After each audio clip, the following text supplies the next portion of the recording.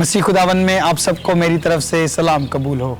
मैं फादर आमिर भट्टी आपको हमारी आज खास एपिसोड ईद पेंटिकोस्ट में खुशामदीद कहता हूँ।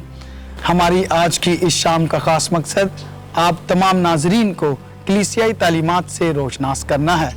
पाक तस्लीस के इस तीसरे शख्स यानी रूहुल कुदस को कलीसिया की रहनुमाई के लिए बतौर तोहफा दिया गया है। यूहन्ना की इंजील 15 बाब 26 आयत में यीशु मसीह इसे वकील कहकर बुलाते हैं।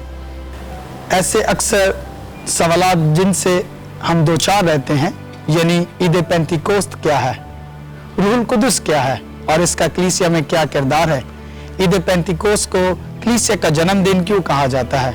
इन तमाम सवालात के जवाब जानने के लिए हमने अपने दरमियान दो एक्सपर्ट्स को दावत दी है, जिन्हें मिलते हैं इस छोटे से ब्रेक के बाद।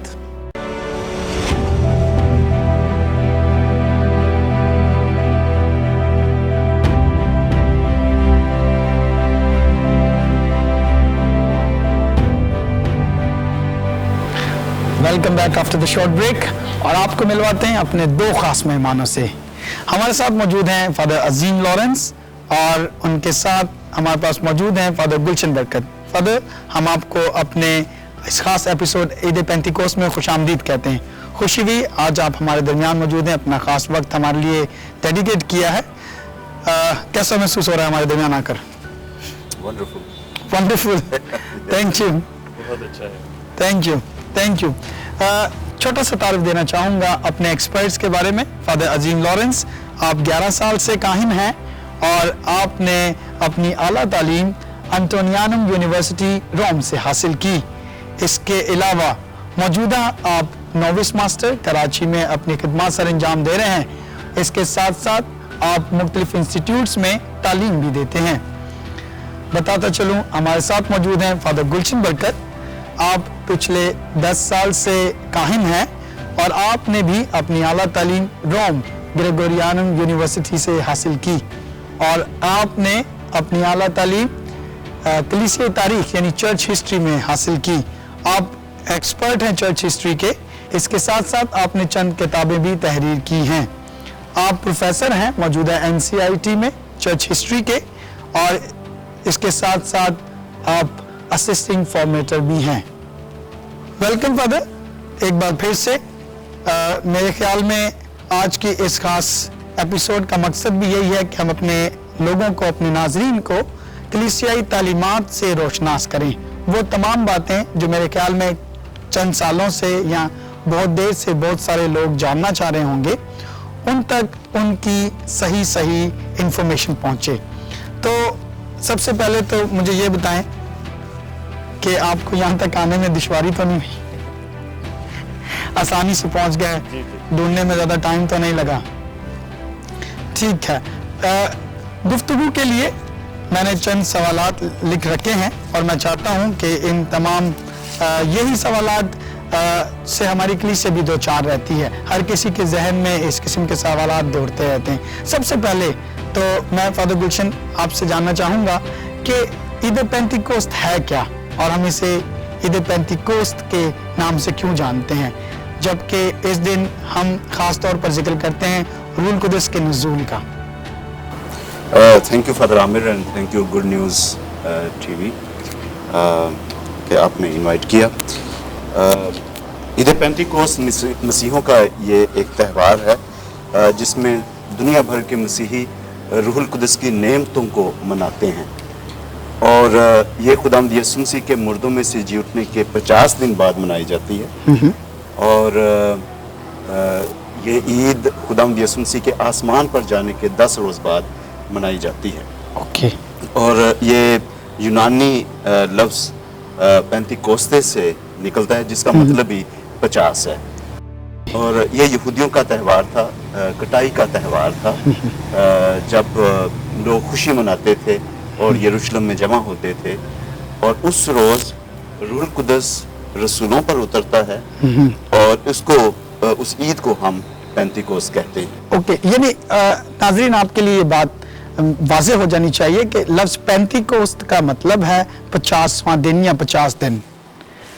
यानी ये यीशु मसीह के आसमान पर जाने के 10 दिन बाद ईद मनाई जाती है اور وہ 50 دن بنتے ہیں، اسی لیے اسے عید پینتیکوس کہا جاتا ہے۔ اس کے علاوہ فادر نے آپ کو یہ بھی بتایا کہ یہ یہودیوں کی ایک خاص عید تھی جسے منایا جاتا تھا۔ فادر عامر، ہم اس کے ساتھ ساتھ یہ بھی کہہ سکتے ہیں کہ عید پینتیکوس جو ہے وہ کلیسیا کی زندگی میں اس وعدے کی تکمیل ہے جو یسوع مسیح نے اپنے شاگردوں سے کیا تھا کہ وہ انہیں ایک مددگار بھیجیں گے۔ لہٰذا جب ہم اس دن کو یاد کرتے ہیں تو ہم یسوع مسیح کے اس وعدے کے پورے ہونے کو بھی یاد کرتے ہیں، جس وعدے کے ذریعے سے اور اس تحفے کے ذریعے سے جو روح القدس کی صورت میں شاگردوں کو ملا، جو تبدیلی اور قوت شاگردوں کی زندگی میں آئی، ہم اس کو بھی یاد کرتے ہیں آج ہی کے دن۔ یس فادر عامر، اس میں ایک اور چیز بھی ایڈ کر لیتے ہیں کہ یہ کلیسیا کا جنم دن ہے۔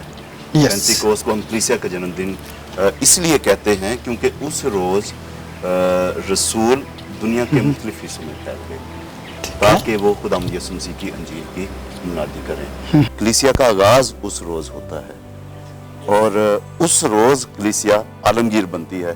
جیسے ہم بات کرتے ہیں اس پر اور زیادہ ہم آگے روشنی ڈالیں گے۔ اس کے ساتھ ساتھ فادر، میں یہ سمجھتا ہوں کہ بہت سے ایسے سوالات میں سے ایک سوال یہ بھی ہے جس کو ہم جاننا چاہیں گے، جو ہم اکثر ایک دوسرے سے پوچھتے ہیں، یا اکثر جب انجیل مقدس کو پڑھا جاتا ہے یا بائبل مقدس کو پڑھا جائے تو یہ سوال ذہن میں آتا ہے، روح القدس ہے کون؟ ہے کیا؟ اس کا کردار کیا ہے؟ کیونکہ بہت سے لوگ کوئی روح القدس کو پیش کرے گا کہ روح القدس یہ ہے، روح القدس وہ ہے، ایسی کئی باتیں، اور کچھ تو ایسا ڈرامٹک طریقے سے میجیکل طور سے پیش کرتے ہیں کہ جیسے روح القدس کوئی ایسا جادوگر ہے جو مجھے بتا دے گا کہ اس وقت آپ کی پاکٹ میں کیا ہے۔ تو جاننا چاہیں گے کہ روح القدس ہے کیا، کون ہے روح القدس، اس کا کلیسیا میں کردار کیا ہے؟ میں سمجھتا ہوں کہ جو کلیسیا کی بنیادی تعلیم ہے اور جو کلیسیا ہمیں بڑی سادگی کے ساتھ اس بڑے بھید کو سمجھنے میں ہماری مدد کرتی ہے، اور جس طرح سے روح القدس کو ہمیں متعارف کرواتی ہے، وہ ہے کہ پاک تثلیث کا ایک رکن، ایک اکنون، ایک شخص جو اپنی عظمت میں، جو اپنی حقیقت میں اور جو اپنی فطرت میں باپ اور بیٹے کے یکساں ہے، اور اسی روح کو، جس کو خدا کی روح بھی کہہ سکتے ہیں، روح خدا کہہ سکتے ہیں، بہت سارے نام ہیں اور بہت سارے ٹائٹلز ہیں جو روح القدس سے منسوب کیے جاتے ہیں، اس روح القدس کو ہم اپنے ایمان کی کتاب بائبل مقدس میں ہم تکوین کے پہلے باب سے سننا شروع کرتے ہیں، اور میرا خیال ہے کہ نئے عہد نامے کی آخری کتاب تک ہم اس کے بارے میں سنتے ہیں۔ ہمارا کلام سارے کا سارا روح القدس کی معموری، اس کی موجودگی اور اس کے کردار سے بھرا ہوا ہے۔ اگر آپ تکوین کی بات کرتے ہیں، دنیا کے آغاز کی بات کرتے ہیں، تو ہم تکوین کی کتاب میں پہلے باب میں ہی پڑھتے ہیں کہ شروع میں دنیا ویران تھی اور سنسان تھی اور گہراؤں پر اندھیرا تھا، لیکن یہی روح خداوند اس گہراؤں پر، پانیوں پر جنبش کرتی تھی۔ پھر اسی روح کی وجہ سے اس سنسان اور ویران دنیا میں خدا جو ہے وہ ترتیب کو لے کر آتا ہے، وہ بیوٹی کو لے کر آتا ہے، وہ لائف کو لے کر آتا ہے۔ لہٰذا ہم کہہ سکتے ہیں کہ بائبل مقدس کے مصنفین کے مطابق روح القدس جو ہے ایک قوت ہے جو اس دنیا کو متحرک کرتی ہے۔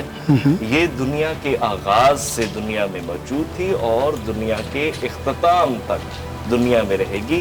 اس قوت سے ہمارے وجود کو، ہماری سرگرمیوں کو جلا ملتی ہے، اور یہ ہم اپنے ایمان میں بھی اس کا اقرار کرتے ہیں جب ہم اپنی لطوریائی سرگرمیوں میں اور خاص طور پر پاک ماس میں جب ہم اس بات کا اقرار کرتے ہیں کہ روح القدس باپ اور بیٹے کے ساتھ ہمیشہ سے ہمیشہ تک زندہ رہتا اور سلطنت کرتا ہے۔ اب ایک ایسی قوت، ایک ایسا شخص جس کا آغاز اور اختتام نہیں ہے، یہ ابدی ہے، اور اگر ہم اس کے کردار کی بات کرتے ہیں تو بائبل مقدس میں جو حوالہ جات ہیں، جو قصے ہیں، جو ہمارے ایمان کے قصے ہیں، جن سے ہمارے ایمان کو مضبوطی ملتی ہے کہ خدا کس طرح سے اپنے روح کو دنیا کی تاریخ میں مختلف لوگوں کی زندگی کے تجربے میں بھیجتا ہے، اور وہ روح اپنی قوت کی وجہ سے مختلف لوگوں سے کام لے۔ پہلا ہم نے دیکھا کہ جو دنیا کا آغاز ہے اس میں ایک جو کردار ہے وہ زندگی لاتا ہے۔ یہی روح ہے جس نے یوسف کو قوت بخشی کہ وہ خوابوں کی تعبیر کر سکے۔ یہی روح ہے جس نے پیغمبروں کو یہ سمجھ عطا کی کہ وہ خدا کے مقصد کو، اس کے پیغام کو سمجھ کر لوگوں تک پہنچائیں۔ یہی وہ روح ہے جس نے شاگردوں کی زندگی کو یکسر بدل دیا، اور شاگرد جو ہے خوف سے دلیری میں آ گئے، اور جو یسوع مسیح کا انکار کر رہے تھے ابھی وہی شاگرد یسوع مسیح کی منادی کر رہے ہیں، اس کے جی اٹھنے کی منادی کر رہے ہیں، اور اس کے نام پر بپتسمہ دے رہے ہیں۔ میرا خیال ہے ان ساری باتوں کے بعد جو کلیسیا کے 2000 سال ہیں، 2000 سالوں میں کلیسیا جہاں جہاں بھی مسیح کے پیغام کو جیتی رہی ہے، ہر شخص کا، ہر کلیسیا کا، ہر ملک کا اپنا تجربہ ہے کہ روح القدس نے اس خاص کلیسیا کو یا اس خاص گروپ کو، خاص چرچ کو یا ایک خاندان کو، ایک شخص کو کیسے تحریک عطا کی ہے کہ وہ مسیح کا جو پیغام ہے اس کو اپنی حقیقت میں جی سکے اور اس کی منادی کر سکے۔ یقیناً میں سمجھتا ہوں آپ نے بڑے سادہ لفظوں میں پورے بائبل کے، میں کہوں گا کہ اوراق اور ان کی پوری ہسٹری کو بڑے اچھے طریقے سے ایک خلاصے میں ڈھال کے اور چھوٹے سے طریقے، شارٹ سے طریقے سے، آسان سے لفظوں سے بتا دیا ہے۔ ہم نے ایک دن اپنے ایسے پروفیسر سے پوچھا کہ روح القدس کیا ہے؟ ہم جب روح القدس کو خدا کہتے ہیں کہ پاک تثلیث کا تیسرا حصہ اور خود خدا روح القدس ہے، تو تھوڑی سی کنفیوژن پیدا ہو جاتی ہے، یہ کیا ہے کہ ایک خدا باپ ہے، ایک بیٹا ہے، ایک روح القدس ہے؟ تو اس پروفیسر نے بڑے اچھے طریقے سے بورڈ پر ایک ڈرائنگ ڈرا کی۔ اس نے سب سے اوپر پہلے لکھا گاڈ یعنی خدا، اس کے نیچے اس نے لکھا فادر باپ، پھر اس کے رائٹ سائڈ پہ اس نے بنا دیا بیٹا، اور اس کے لیفٹ سائڈ پہ اس نے بنا دیا روح القدس، اور اسے ٹرائنگل شیپ میں جوڑ دیا۔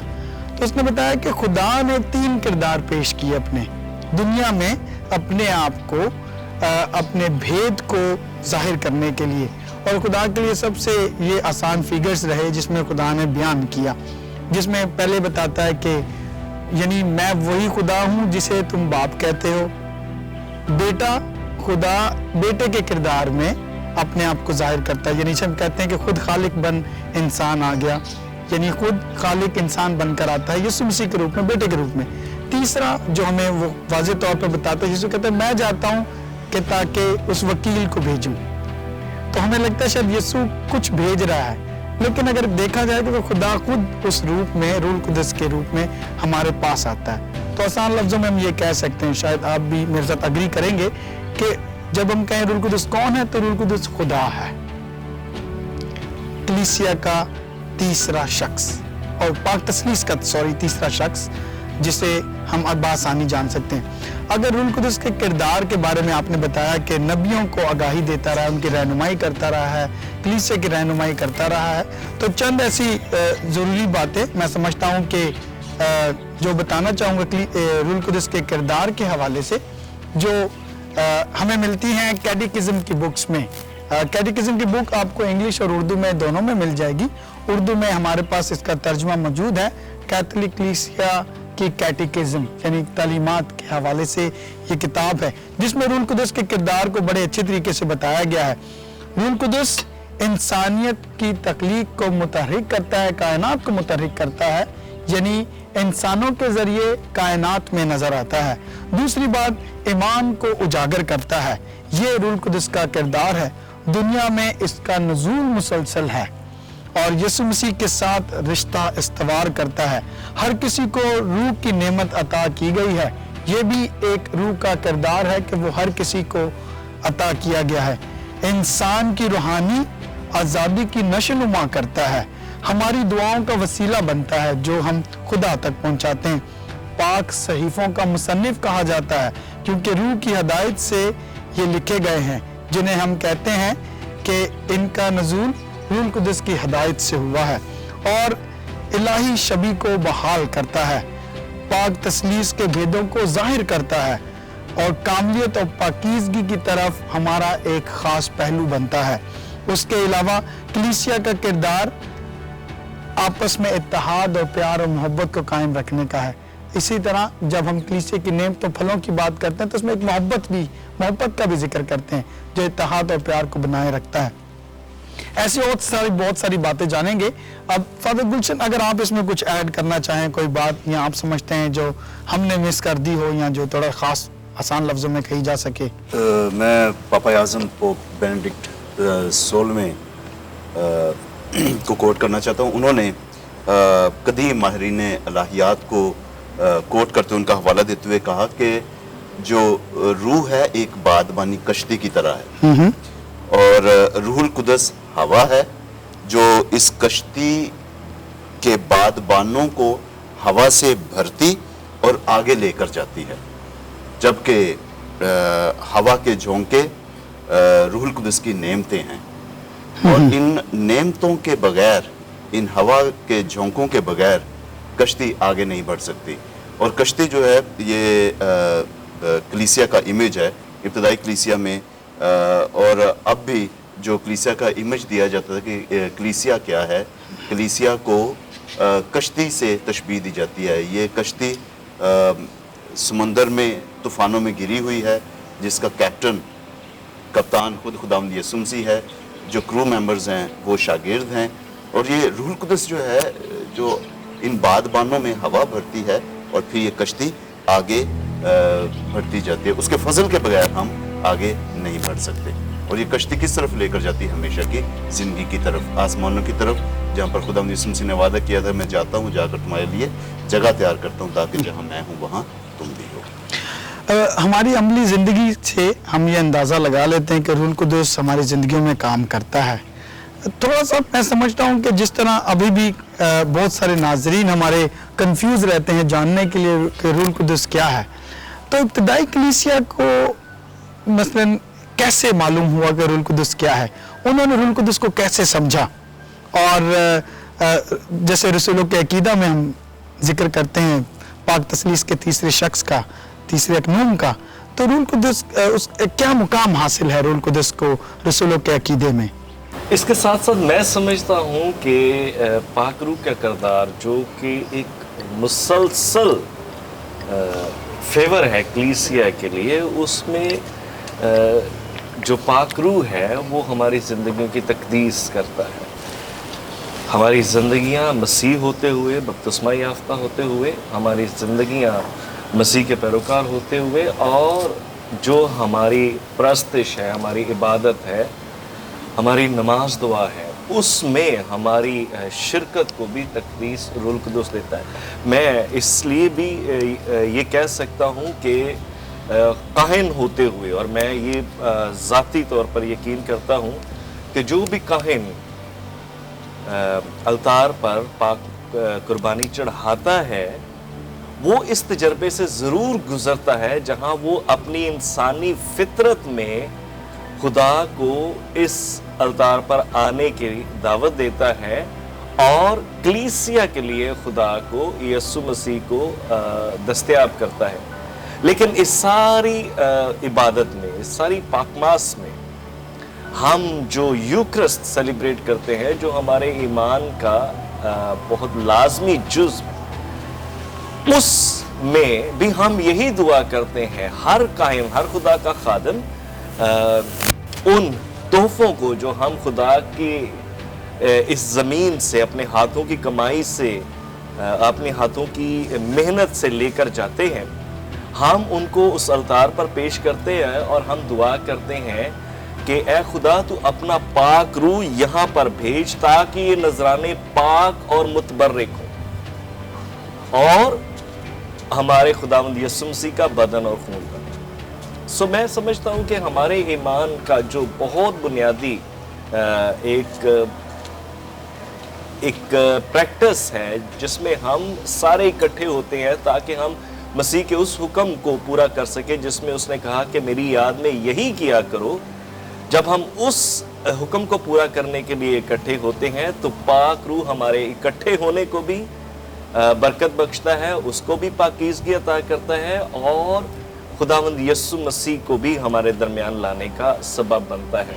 اس لیے میں ذاتی طور پر یہ سمجھتا ہوں کہ تقدیس جو ہے وہ روح القدس کی وجہ سے, کیونکہ ہمارا بلاوا ہے, مسیح نے ہمیں بلایا ہے تاکہ ہم پاکیزگی میں زندگی بسر کریں. اس لیے پاک روح کا کردار ہماری زندگی میں بہت ضروری ہے, اور یہ بہت اہم ہے, کیونکہ اس کی موجودگی ہماری زندگیوں کو یہ تقدیس کرتی ہے جو ہمیں ہمارے بلاوے میں ثابت قدم رہنے کے لیے, ہمارے بلاوے میں یسوع کے پیچھے چلنے کے لیے ہماری مدد کرتی ہے. یقیناً ہمارے لیے آج روح القدس کو جاننا تھوڑا سا آسان ہو چکا ہے, یا اس کا تجربہ کرنا بہت ہی زیادہ آسان ہو چکا ہے. ہم نے ابتدائی کلیسیا اور اپنے آباء و اجداد کے تجربات کو تحریری صورت میں پایا ہے اور ان کو سنا ہے, اور آج بھی سنتے آتے ہیں, اور دوسرے تمام اپنے آس پاس موجود لوگوں کی گواہیوں سے ہمیں اس بات کا احساس ہوتا ہے کہ روح القدس ہے کیا, کون ہے. لیکن میں جاننا چاہوں گا فادر گلشن, کیونکہ آپ چرچ ہسٹری کے ایکسپرٹ ہیں, کلیسیائی تاریخ کے, جاننا چاہوں گا پریمیٹیو چرچ یا پریمیٹیو کلیسیا یا کلیسیا کو ابتدائی کلیسیا میں روح القدس کو کیسے سمجھا گیا یا کیسے پہچانا کلیسیا نے, اور اس کے بعد آج بھی دیکھیں ہم اب بار بار روح القدس کا ذکر کرتے ہیں, رسولوں کے عقیدہ میں اس کا خاص ایک مقام ہے, تو اسے یہ مقام کیسے حاصل ہے؟ جو ابتدائی کلیسیا تھی اس میں بہت ساری بدعتیں تھیں, اور جو کلیسیا کے ایمان کی تشکیل ہوئی ہے اس میں ان بدعتوں نے بھی اپنا حصہ ڈالا ہے, کیونکہ مسیحی ایمان کا دفاع کرنے کے لیے ان بدعتوں کے خلاف مسیحی ایمان کو اور بہتر طور پر تشکیل دیا گیا. روح القدس پاک تثلیث کا تیسرا اقنوم ہے, یہ ہم سب جانتے ہیں, اور پہلی صدیوں میں ایک بدعت نکلی تھی جس کے ماننے والوں کو کہتے تھے نیو میٹوماکی. نیو میٹوماکی یہ لوگ جو تھے یہ روح القدس کو اس کی الوہیت کو اس کو کم کر رہے تھے.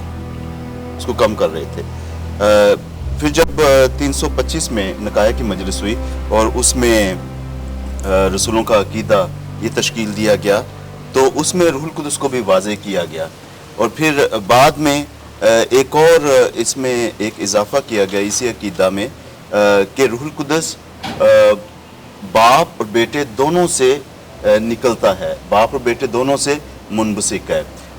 جو لاطینی میں ایک فریز ہے رسولوں کے عقیدہ میں, کریدو ایت ان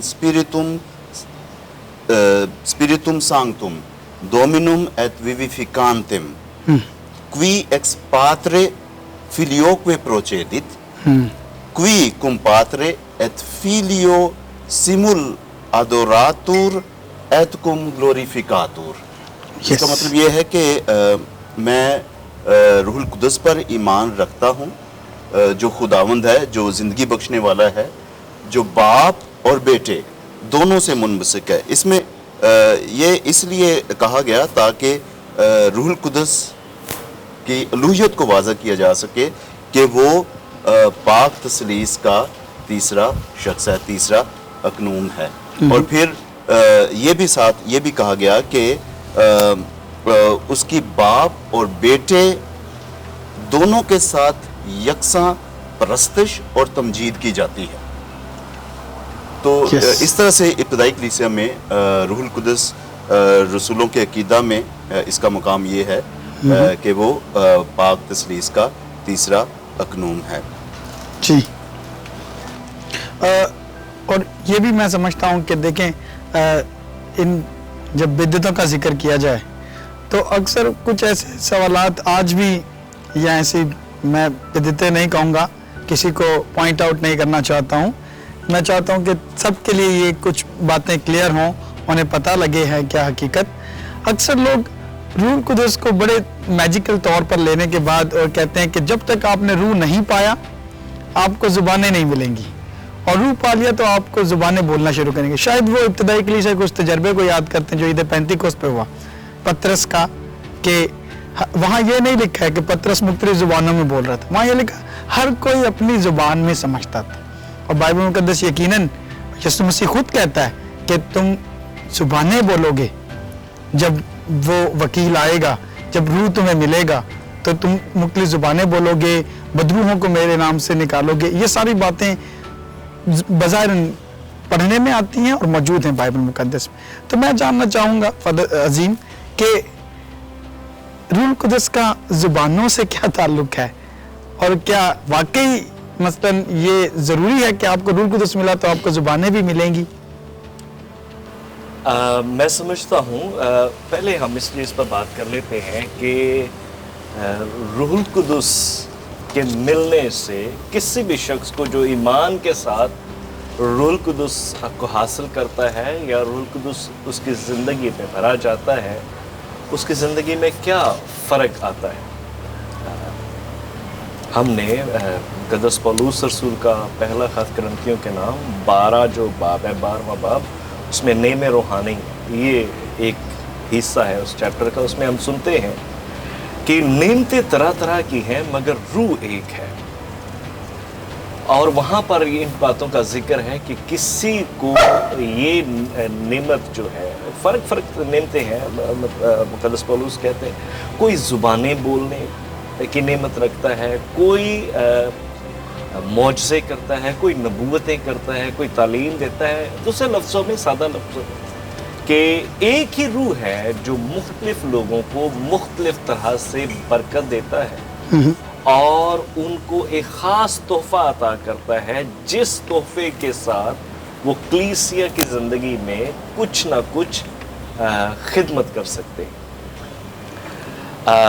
جو بائبل مقدس کا واقعہ ہے، جب خاص طور پر ہم رسولوں کے اعمال میں یہ پڑھتے ہیں، دوسرے باب میں جب شاگردوں کو یہ تحفہ ملتا ہے تو وہ زبانیں بولنے لگتے ہیں، اور ہر کوئی یروشلم میں اس وقت ہر فرقے سے تعلق رکھنے والے یہودی موجود تھے، اور ظاہری بات ہے یہ ان کا سینٹر تھا یروشلم، اور مختلف جگہوں سے آئے ہیں تو مختلف زبانیں بولتے ہیں، مختلف ان کی ثقافتیں ہیں، اور جب وہ وہاں پر جمع ہے اور وہ سنتے ہیں کہ شاگردوں کو زبانوں کا تحفہ دیا گیا ہے، اور جب شاگرد بولتے ہیں تو وہ ہر کوئی اپنی زبان میں سمجھتا ہے، وہ سمجھتا ہے کہ جیسے شاگرد انہی کی زبان میں بول رہے ہیں اور وہ اسی میں سمجھتے ہیں۔ یہ ایک تجربہ ہے روح القدس کا، جب ایک تحفہ جو کہ مختلف زبانوں کا ہے وہ کلیسیا کی زندگی میں رونما ہوتا ہے اور لوگ اس کا تجربہ کرتے ہیں۔ اسی لیے یہاں سے ایک بہت اہم بات ہے، جو نکتہ ہے جو ہمارے لیے پاک روح کا کام کلیسیا کو، مومنین کو اکٹھا کرنا ہے، وہ زبانوں کی سمجھ سے ہو، وہ زندگی کے مقصد سے ہو، وہ کلیسیا میں شراکت سے ہو۔ ہماری جو لتوریائی زندگی ہے، جو ہماری پرستش کی زندگی ہے، عبادت کی زندگی ہے، ہمارا اس میں سلام ہی ایسے ہے۔ ہم کہتے ہیں پاک ماس کے شروع میں ہمارے خداوند یسوع مسیح کا فضل، خدا باپ کی محبت اور روح القدس کی شراکت آپ کے ساتھ، یعنی وہ روح القدس جو شراکت کو ممکن بناتا ہے۔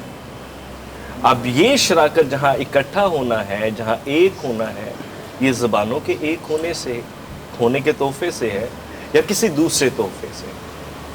لہذا میں اس چیز کو تھوڑا سا اس طرح سے سمجھتا ہوں کہ روح القدس کی نعمتوں خالی زبانوں کے حصول تک محدود نہ کر دیا جائے، اور نہ ہی روح القدس کے اثر کو اپنی زندگی میں ایک نئی قابلیت حاصل کرنے تک محدود کر دیا جائے کہ روح القدس بس یہ کام کر سکتا ہے۔ روح القدس اس سے زیادہ کام کر سکتا ہے، دنیا کی تکوین سے آج تک روح القدس نے بے شمار ایسے کام کیے ہیں جو ہماری سمجھ سے باہر ہیں. ہم ایمان سے ان پر یقین کر سکتے ہیں، لیکن اگر ہم کہیں کہ ہم ان کو ثابت کریں کہ روح القدس ایسے کرتے ہیں، ہم نہیں کر سکتے. لہٰذا میں ذاتی طور پر آپ کے سوال کے جواب میں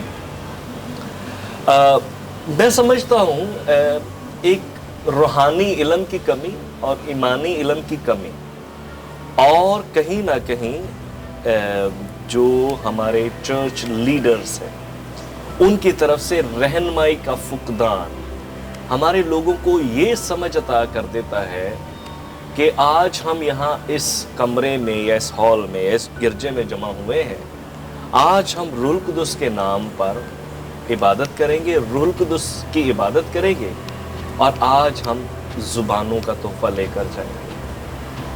میرا خیال ہے ہمیں اپنے لوگوں کو خود بھی اس چھوٹی سمجھ سے بڑی سمجھ کی طرف جانا ہے کہ روح القدس کا تحفہ صرف زبانوں کی نعمت عطا کرنا نہیں ہے، بلکہ وہ تمام نعمتیں جن کا مقدس پولس کرنتھیوں کی کلیسیا کے نام اپنے پہلے خط میں 12ویں باب میں ذکر کرتے ہیں، اور وہ جو یہاں ہم بھی ابھی یہ دیکھ رہے ہیں کہ ہمارے پاس ہے، جو کلیسیا کے ایمان میں، کلیسیا کی تعلیم میں بھی ہمارے پاس آتا ہے کہ حکمت ہے، سمجھ ہے، صلاح ہے، مضبوطی ہے، علم ہے، دینداری ہے، خدا کا خوف ہے، یہ بھی نعمتیں ہیں. اور جن کو یہ نعمتیں حاصل ہوتی ہیں ان کی زندگی میں بھی وہی اثر ہوتا ہے، اسی طرح سے برکت آتی ہے جس طرح شاگردوں نے زبانیں سیکھ کر دوسروں سے اپنے آپ کو جوڑا. اس کے سوری ورڈ کاٹے آپ کے تھوڑا سا، میں مثلا ساتھ ساتھ میں ایڈ بھی کرنا چاہ رہا ہوں، یہ بھی میں اکثر نوجوانوں کو بتاتا ہوں، روح کی نعمت سب سے پہلے بجائے اس کہ آپ صرف اس لیے دعا کریں کہ آپ کو غیر زبان ملے یا معجزات کرنے کی قوت ملے، سب سے پہلی جو نعمت ہے وہ روح کو سمجھنے کی ہے، جو روح القدس آپ کو دے گا. دوسرا، اگر آپ کو روح القدس کے ذریعے حکمت ملتی ہے تو آپ بہت ساری زبانیں سیکھ سکتے ہیں.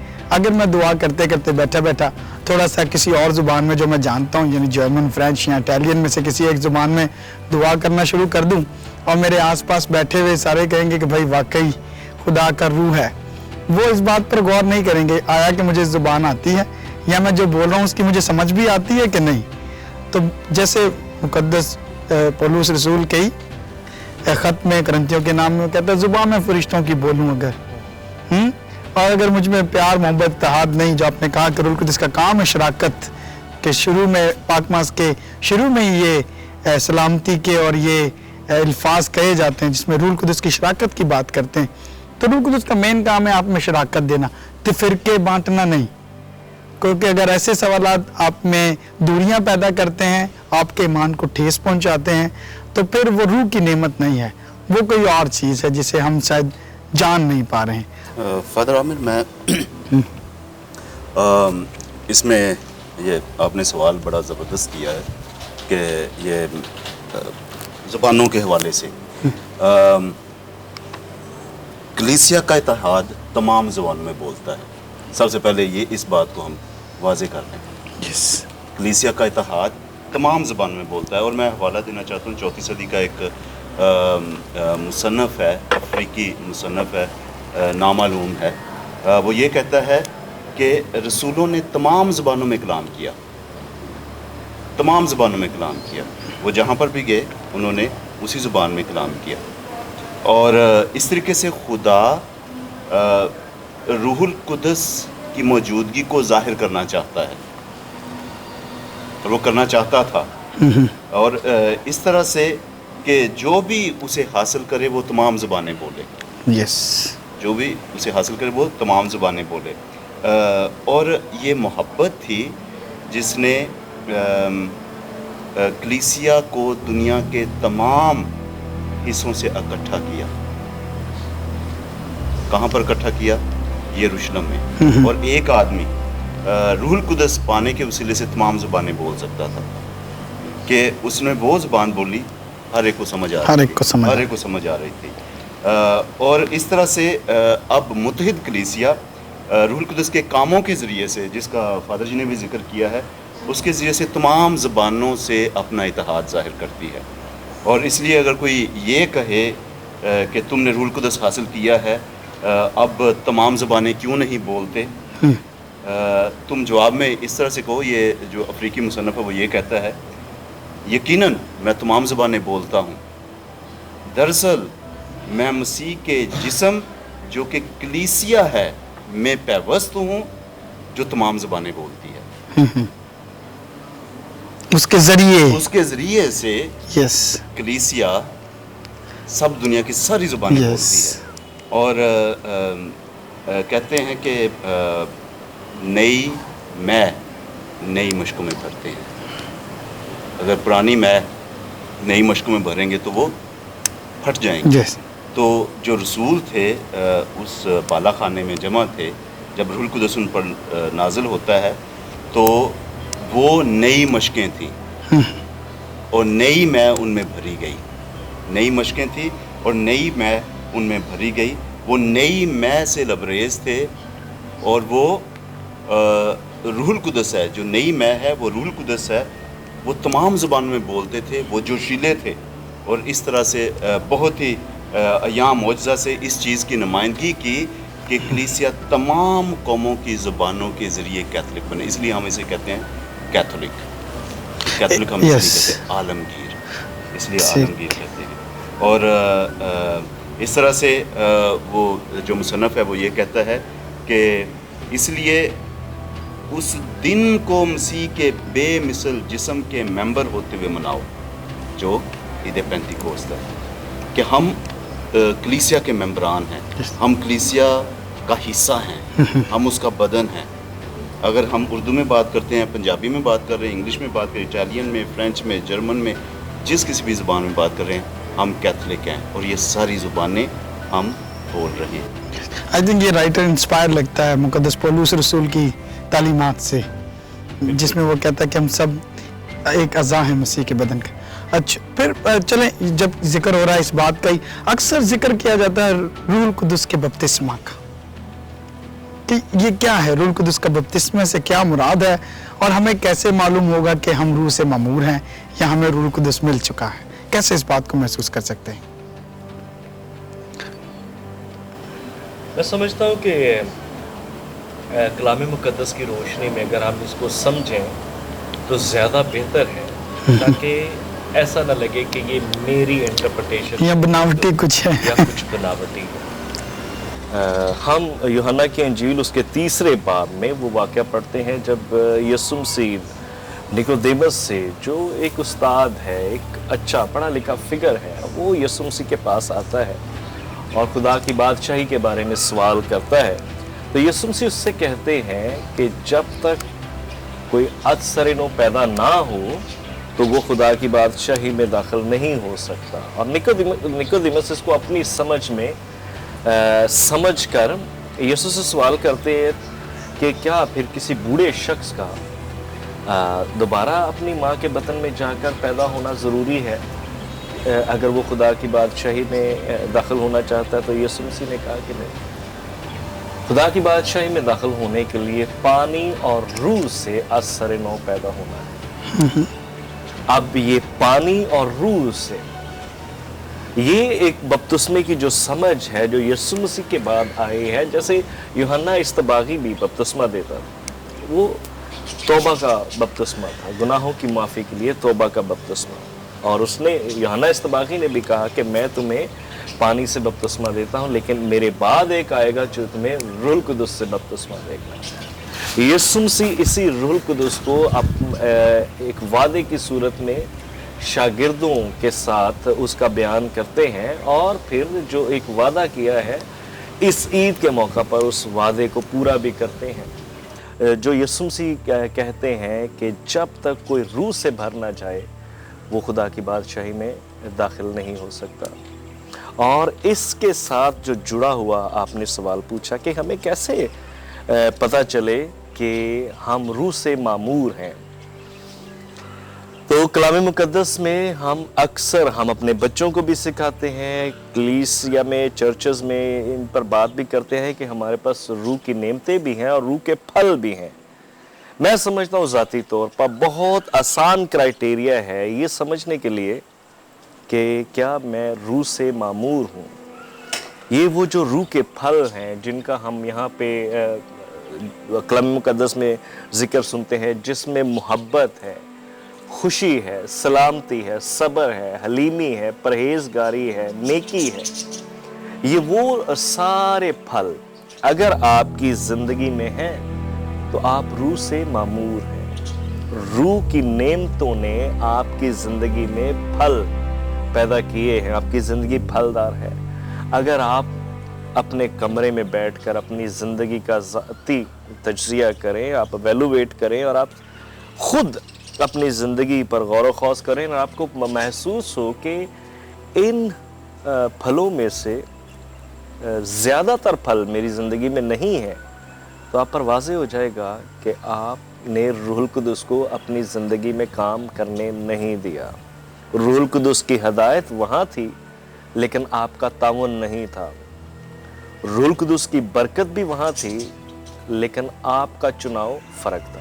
آپ کی اسی بات فضا ایڈ کرنا چاہوں گا، لیکن کلام مقدس کی وہ آیت ہمیں یہ یقین دلاتی ہے اس بات کا کہ درخت اپنے پھلوں سے پہچانا جاتا ہے، اور اگر ہم یہ جاننا چاہتے ہیں کہ ہم روح سے معمور ہیں، ہمیں روح ملا ہے کہ نہیں، تو وہ ہمارے پھل ہوں گے، جس سے ہمیں یہ پتہ لگ جائے گا کہ واقعی خدا کا روح ہم میں کام کر رہا ہے کہ نہیں۔ اور یہ بظاہراً ہمیں خود نہیں بلکہ عام اشخاص کو بھی نظر آ جاتا ہے ہماری زندگی سے کہ آیا ہم روح کی نعمت کو پا کر اس کا وہ پھل پورے طور پر ہم میں نظر آ رہا ہے کہ نہیں۔ ایک آخری کوشچن کی طرف چلتے ہیں کیونکہ ڈسکشن بہت زیادہ لمبا ہو جائے گا۔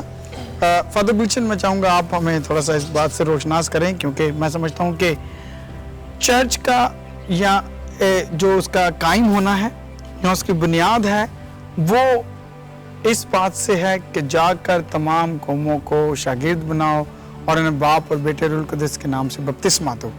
جب ہم روح کے بپتسمہ کی بات کرتے ہیں تو یعنی بپتسمہ میں ہمیں روح تحفے کے طور پر ملتا ہے، خدا کا روح، اور یقیناً یہ وہی روح القدس ہے جو ہمیں سکھاتا ہے، یعنی ہماری رہنمائی کرتا ہے۔ تو میں جاننا چاہتا ہوں کہ شاید ہماری کلیسیا بھی جاننا چاہتے ہیں کہ بشارت کا اور روح القدس کا کیا تعلق ہے؟ کیا مثلا ایسا گہرا تعلق ہے کہ اگر روح القدس نہ ہو تو کیا ہم بشارت کر سکتے ہیں؟ اور اگر میں بشارت کر رہا ہوں بنا روح کے تو کیا اس کا پیغام دوسروں تک واضح طور پر پہنچے گا؟ روح القدس بشارتی خدمت کا دل ہے۔ جیسے دل کے بغیر ہم زندہ نہیں رہ سکتے، روح القدس کے بغیر بشارت نہیں ہو سکتی۔ اور رسولوں پر روح القدس کا نزول اس وجہ سے ہوا تاکہ یہ بشارتی ہو جائیں۔ رسول کا مطلب ہی بھیجا گیا ہوا، بھیجا ہوا۔ تو بھیجا کس لیے گیا ہے؟ بشارت کے لیے بھیجا گیا ہے۔ اور یہ ہم بات کرتے ہیں میسیو دیئی، مشن، خدا کا مشن، اور خدا نے وہ مشن، خدا باپ نے وہ مشن خدا بیٹے کو دیا جسے ہم میسیو کرستی کہتے ہیں، اور پھر بیٹے نے وہ مشن آگے رسولوں کو دیا۔ کس طرح سے دیا؟ اس کو روح القدس کے ذریعے سے، جس کو ہم میسیو کرسٹوس، میسیو اسپیریٹوس کہتے ہیں۔ تو یہ جو mission of the holy spirit, جو خدا کا مشن ہے، بیٹے کا مشن ہے اور روح القدس کا مشن ہے، تو یہ تینوں، یہ پھر بات ہم تثلیث پر ہی آ جاتے ہیں کہ یہ جو میسیو ٹرینیتاس دیئی، یہ پاک تثلیث کا مشن ہے جو سونپا گیا ہے۔ اور جب رسولوں پر نزول ہوتا ہے روح القدس کا تو وہ بشارتی بن جاتے ہیں۔ حقیقتاً رسول بشارتی اس وقت بنے جب روح القدس کا نزول ہوا، اس سے پہلے وہ شاگرد تھے۔ تو شاگردیت سے رسولیت کا سفر جو ہوا ہے، رسول مکمل طور پر وہ روح القدس کے نزول سے ہوئے ہیں۔ اور یہ جو بالا خانے میں پہلے پینتیکوس کا آغاز تھا، آج بھی آغاز ہی ہے، آج بھی آغاز ہی ہے۔ اور میں ویٹیکن مجلس دوم کی दस्तावेज अदजेंतस नंबर 2 को कोट करना चाहता हूँ। वहाँ पर ये लिखा है कि ज़ियारती कलीसिया फितरतन बशारती है। ज़ियारती कलीसिया जो ज़मीन पर है, जो ज़मीन से आसमान का सफ़र कर रही है, तो वो जो ये ज़ियारती कलीसिया बज़ाते खुद ये फितरतन ही बशारती है। और कलीसिया बशारती इसलिए है क्योंकि ये पाक तसलीस के मिशन को लेकर चलती है। उसकी बुनियाद ही पाक तसलीस का मिशन है। और वेटिकन मजलिस दोम लूमन जेंसियम उसमें उसके नंबर 2 में मरकूम है कि कलीसिया की इब्तदा का इजहार रूह के उंडेलने से होता है। यकीनन अगर रूह उंडेली नहीं गई, अगर पाक रूह का नज़ूल नहीं हुआ, तो कलीसिया वजूद में नहीं आ सकती। तो ये इसको मैं एक और इलाहियाती अंदाज में भी लूँगा, जिस पर पोप बेनेडिक्ट बात करते हैं, उनकी बात का ही मैं हवाला देता हूँ। मैं इसको इस तरह से लेता हूँ कि कोहे सीना का एक बाला खाना और यरूशलेम का बाला खाना। कोहे सीना के बाला खाने में क्या हुआ था? कोहे सीना के बाला खाना में वहाँ पर हम देखते हैं हवा और आग, हवा और आग। और ये जो बनी इसराइल के ये जो पेंतीकोस था, ये जो कटाई का त्यौहार था, कटाई का त्यौहार था, इसकी कामलियत, इसकी तकमील कोहे सीना के बाला खाने पर होती है, जब खुदावंद खुदा उन्हें अपनी शरीयत देता है, एक काम से उन्हें अपनी शरीयत देता है। उस वक्त शरीयत का ये तोहफा है, ये 10 अहकाम है, उनके ज़रिए से। और इस तरह से जो आज़ादी का काम जो मिस्र से खरूज से शुरू हुआ, वो कोहे सीना पर तकमील को पहुंचता है, वो उस बाला खाने में तकमील को पहुंचता है। और इस तरह से शरीयत का जो तोहफा आज़ादी पर पाबंदी नहीं, बल्कि ये एक नई तरह की आज़ादी थी, बल्कि हकीकी आज़ादी थी।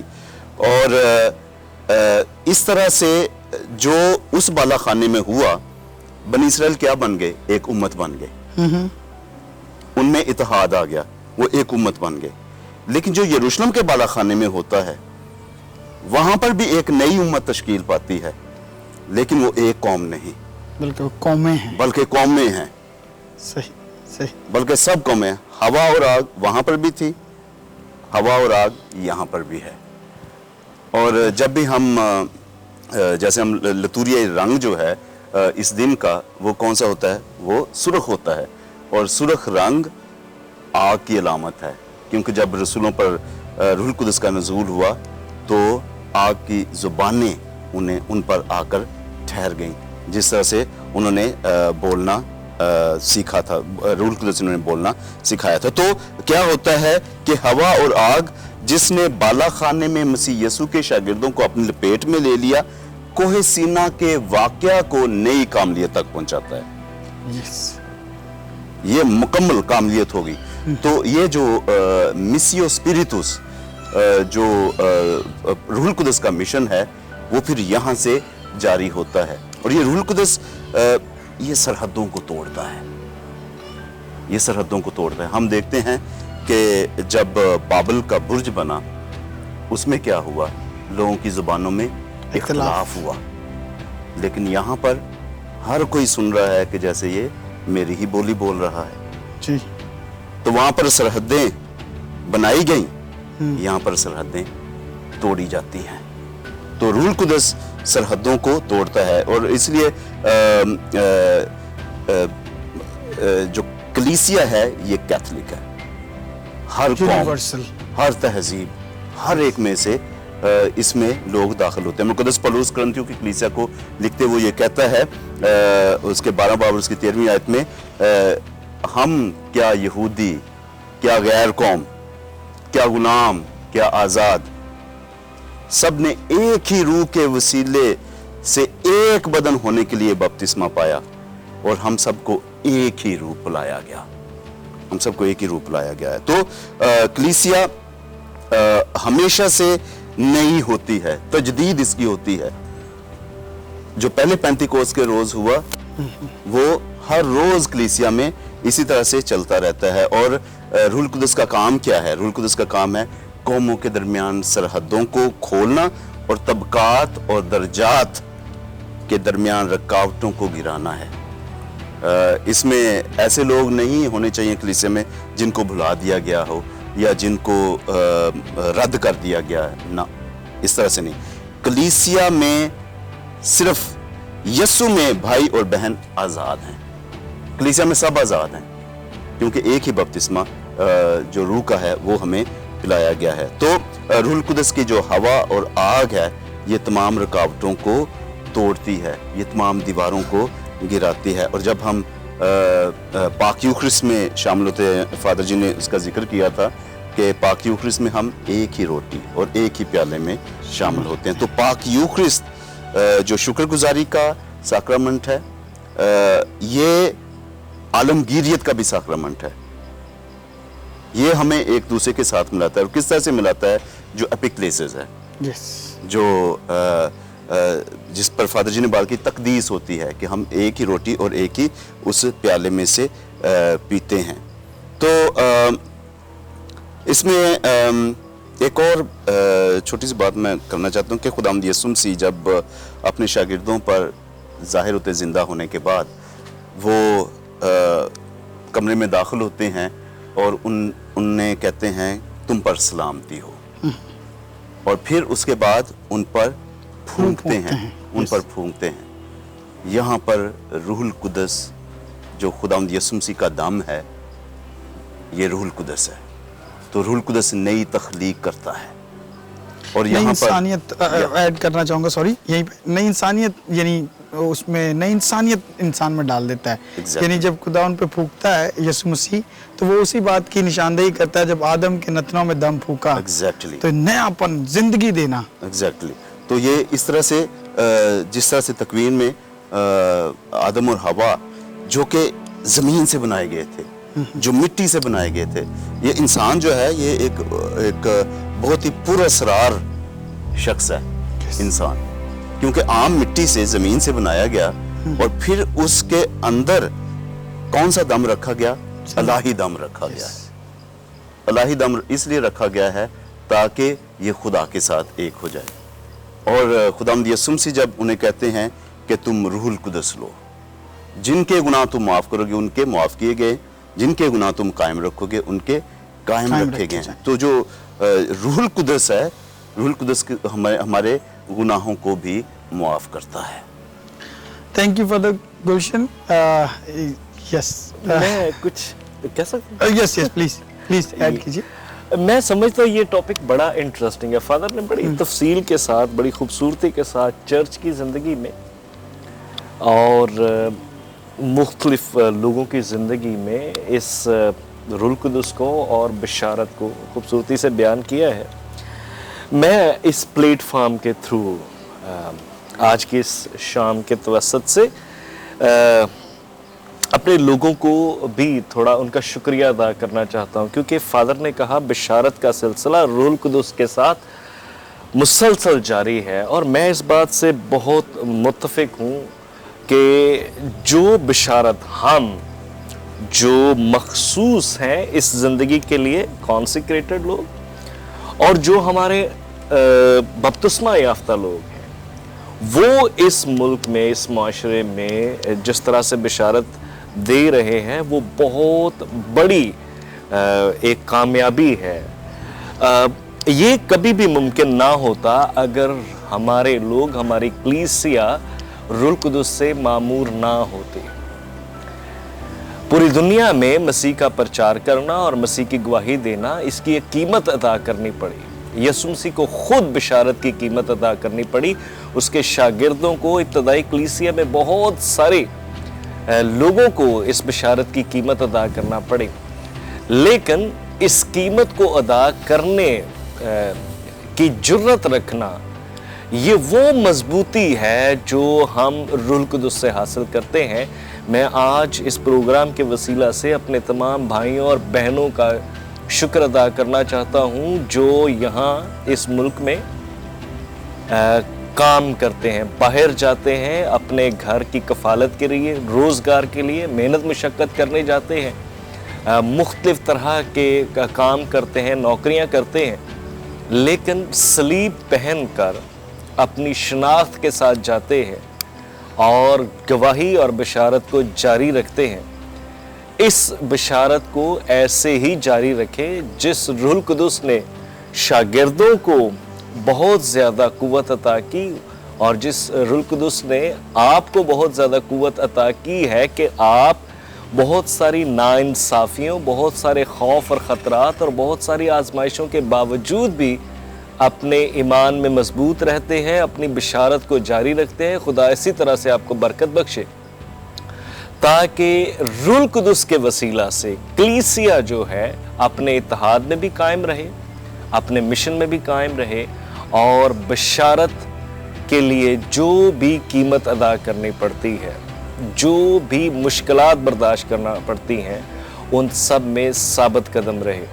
मेरी यही दुआ है कि जब हम यहाँ जमा हुए हैं ईद पेंतीकोस्त के दिन की समझ को बढ़ाने के लिए, तो ये दिन ना सिर्फ एक यादगार हो बल्कि एक तजदीद हो जहाँ हम अपने बुलावे में और अपनी बशारत में और ज़्यादा मुस्तहकम भी रहने की कोशिश करें और मुस्तकिल मिजाजी के साथ इसको अपने इस मुल्क में, अपने मुआशरे में जहाँ भी काम करते हैं, जहाँ भी रहते हैं, एक हिम्मत और हौसले के साथ इस बशारत को जारी रखें। जी नाज़रीन, आपने सुना और समझा भी इन तमाम बातों को। फादर अजीम ने बड़े अच्छे अल्फाज में, मैं समझता हूँ, अपने तमाम मैसेज को कंक्लूड किया है। फादर गुलशन, अगर आप कुछ कहना चाहेंगे, कुछ ऐसे अल्फाज या कुछ नाज़रीन के लिए कुछ कहना चाहेंगे हमारे अजीज़ नाज़रीन, मैं मुक़द्दसा मरियम के साथ आज के इस नशिस्त का इख्तिताम करना चाहता हूँ। नासरत में रूहुल कुदस मुक़द्दसा मरियम पर नाज़िल हुआ और वो कलमा मुतजस्सिद की माँ बन गई। आज वही रूहुल कुदस नौज़ायदा कलीसिया जो कुमारी मरियम के गिर्द थी उस पर उतरता है। अपनी इब्तिदा पर कलीसिया मुक़द्दसा मरियम के साथ आज भी यही दुआ करती है, वेनी सांगते स्पिरितुस, रूहुल कुदस आ अपने ईमानदारों के दिलों को भर दे और उनमें अपनी मोहब्बत की आग भड़का। आमीन। थैंक यू फादर गुलशन, आपका भी बहुत बहुत शुक्रिया। फादर अजीम लॉरेंस, आपका भी तशरीफ़ आवरी का बहुत बहुत शुक्रिया। मैं समझता हूँ नाजरीन, तमाम वो बातें तकरीबन जो आप जानना चाहते थे आज हमारे एक्सपर्ट्स ने हमारे साथ डिस्कस की हैं और आप तक पहुँच चुकी हैं, और आप भी इनके नॉलेज से और कलीसियाई तालीमात से आपको भी इस्तिफ़ादा हुआ होगा बहुत ज़्यादा। तो मैं चाहूँगा कि आखिर में अपने गेस्ट का स्पेशल शुक्रिया अदा करूँ कि बहुत बहुत शुक्रिया अपना वक्त देने का, और हम सबको, तमाम कलीसिया को, तमाम नाजरीन को जो हमें देख रहे हैं, तमाम इन बातों से रोशनास करने का जो हमें ईमान में तक़वियत बख्शती हैं। नाजरीन, आपका भी बहुत बहुत शुक्रिया। आप सबको ईद पेंतीकोस्त बहुत बहुत मुबारक हो। देखते रहें गुड न्यूज़ कैथलिक टीवी, ज़मीन से आसमान तक।